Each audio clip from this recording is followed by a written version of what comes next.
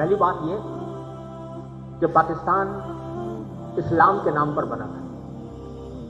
ہم نے بچپن میں نعرے لگائے تھے پاکستان کا مطلب کیا، لا الہ الا اللہ، کہ پاکستان کا آئین ساری دنیا کے دستوروں کا مقابلہ کر کے دیکھ لیجئے.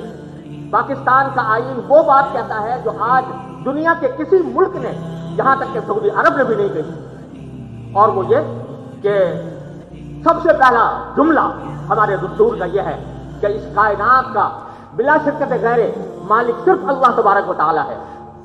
یہ جملہ آپ کو دنیا کے کسی دستور میں نہیں ملے گا.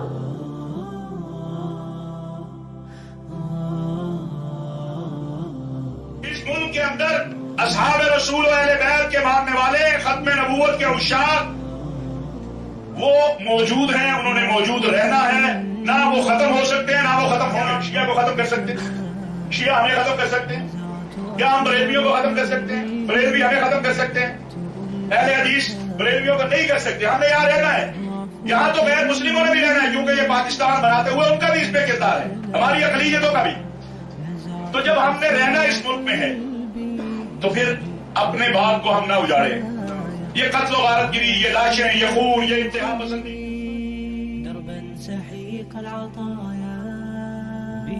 لیکن کیا شروع ہو جائے؟ دشمن چاہتا ہے شیعہ سنی تفرقہ پیدا، دشمن چاہتا ہے اہل حدیث اور دیوبندی کا، بریلوی کا اور دیوبندی کا، ہم سب تقسیم ہو جائے مسئلے کے بدل. جہاں اہل حدیث علماء، جہاں دیوبندی علماء، اہل سنت علماء، اہل تشیع، پھر ہمارے بھائی جو سبز ہلالی پرچم کے اندر سفیدی، جو سفید چیز ہے نا، وہ ان کی نشانی ہے. اس وطن کے باسی ہیں، ان کا وطن ہے، ان کی مادر وطن ہے، ہم سب کی مادر وطن ہے. پاکستانی ہونے کے حوالے سے ہم ایک ہیں. علامہ اقبال اہل سنت تھے، قائد اعظم محمد علی جناح اہل تشیع تھے.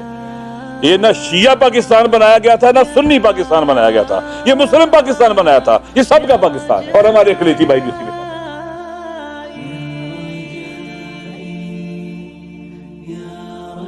تو میں سب سے پہلے آپ کے سامنے یہ بتاؤں گا کہ پاکستان ایک 100% اسلامی ریاست ہے. پاکستان کے آئین میں یہ بات لکھی ہوئی ہے کہ قرآن و سنت کے منافی کوئی بھی قانون نہیں بنایا جا سکتا، نہیں بنیں گے. ابھی بھی 95% جو قوانین ہیں وہ الحمدللہ ہمارے اسلام کے مطابق ہی ہیں. تو اس بارے میں آپ کو اپنا کنسیپٹ کلیئر کر لینا چاہیے. کوئی بھی آپ کو ورغلاتا ہے کہ بھئی یہ ملک اسلامی نہیں ہے، تو آپ اس سے ڈیبیٹ کے قابل ہونے چاہیے، آپ کے پاس دلائل ہونے